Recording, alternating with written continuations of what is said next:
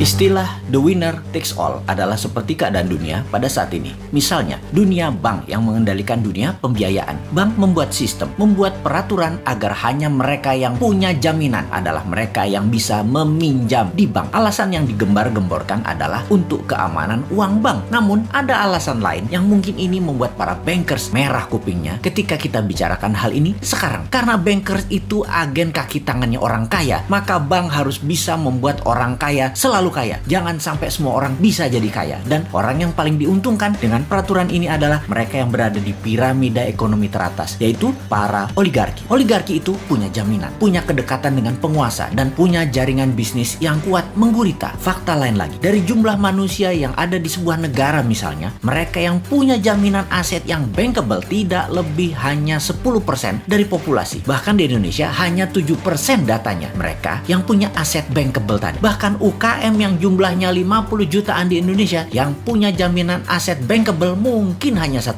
Jadi mereka dibiarkan tidak bisa pinjam di bank. Sungguh, bagi pengusaha, solusi pendanaan yang paling diimpikan banyak pengusaha adalah soft loan dari bank dan IPO. Tapi ini bukan buat UKM diciptakannya. Keduanya punya cara masuk yang tidak gampang atau difficult to entry atau entry barrier-nya besar dan sulit. Jadi istilah besar dan sulit ini ya bagi UKM tentunya. Tetapi semua ini memang kendala klasik, kendala sistemik yang diciptakan negara globalis dan pemahaman asing ke semua negara yang tidak berdaulat. Kita harus melihat ini semua sebagai peluang yang harus kita ambil. Semua ini sependapat kita dengan pandangan OJK yang pro UKM. Sungguh, kita melihat ini sebagai perjuangan nasionalisme. Perjuangan kita ini adalah mencari sila kelima yang hilang dari Pancasila. Sahabat semua, inilah masa kita keluar dari pit stop dan menyusul di tikungan untuk menjadi negara terdepan dengan bergandengan tangan sesama putra bangsa. Dengan urun dana, UKM Indonesia menang.